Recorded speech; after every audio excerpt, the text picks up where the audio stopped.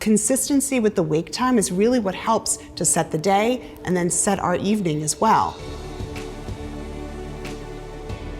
Welcome back on day 3 of our sleep masterclass with Dr. Shelby Harris. Sleep for us is a very important topic because within the Art of Soulful Living philosophy we try to connect body, mind and soul to realign the three, because only then, when the balance is right, you will experience improved well-being. And lack of sleep there would make a huge impact on that part. So, Dr. Shelby, is it naive to think that as soon as we close our eyes, like a switch knob, that you fall asleep? I think what we need to do instead is really think about setting the stage for sleep. So sleep isn't that on-off switch where you just pass out right away. We need to think about dimming the switch in our brains and our bodies a good half hour to an hour before bed to help set the stage so that we can fall asleep easier. Does this also mean that you have to get up at a certain moment in the morning and have to get to bed at a certain time? Is that important? Consistency is extremely important. So our bodies have this natural rhythm that's built into it called a circadian rhythm. And I think it's very, to use the word used earlier, naive of us to think that we can just kind of change our body's clock, daytime, weekends, weekdays.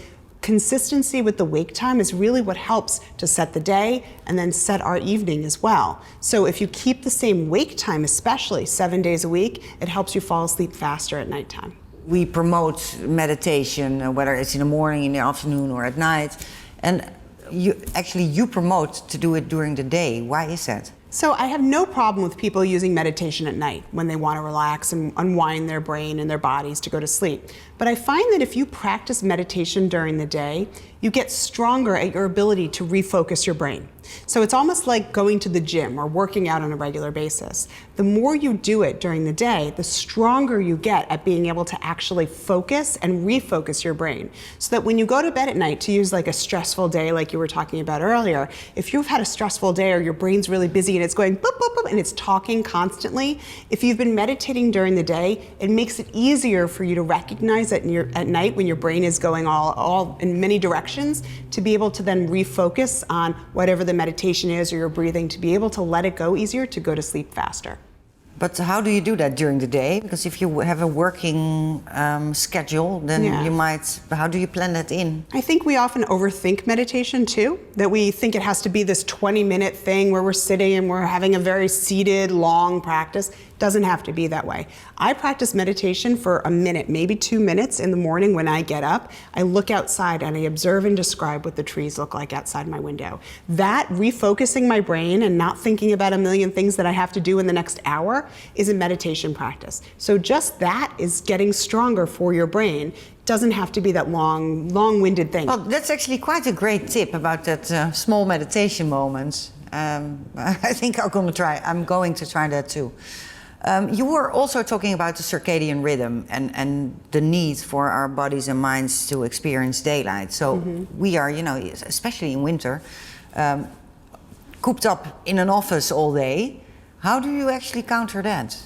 So I think the light is one of the most important things for energy and for setting that body clock that you were talking about. So even before you're in the office, if you can, when you get up in the morning, when you get up around the same time every day, open the shades. Get light, and if it's not light out at that time in the dead of winter, there are smart light bulbs, there are dawn simulator clocks you can get that make it look like the sun is coming up. Light in the morning is going to be very energizing and help set your body clock. And then if you're at work or you're tired, a lot of people get that kind of afternoon dip and they want to take a nap or they're just falling asleep at their desk. I mean, I've been there many times. Light is super alerting. Many people just kind of want to grab that caffeine or that coffee in the afternoon. And while that can help some people, it can still impact your nighttime when it comes to sleep. So if you can have lunch right in front of a window, go out for a 20-minute walk, sit and eat lunch outside if it's not too cold, but even sitting near your window on a dim day, even if it's cloudy out, that is very energizing for other people, or for many people.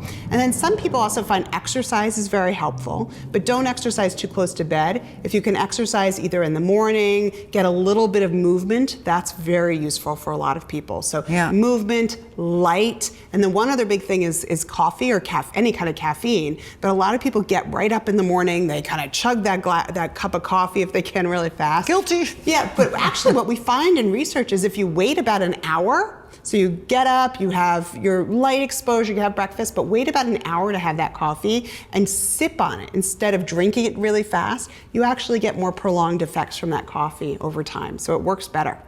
Now, could you maybe give a tip on how a good daytime routine would look like? So my first thing that I tell everyone is make sure you have an alarm clock. So make friends with your alarm clock and try not to have it be your phone, because when you have it be your phone, then you're going to start looking at social media and the internet and emails. That doesn't help either. No. So have an actual alarm clock, and if it's really dark out, like I said, those dawn simulator ones that look like the sun's rising are fantastic. Set it for the same time 7 days a week.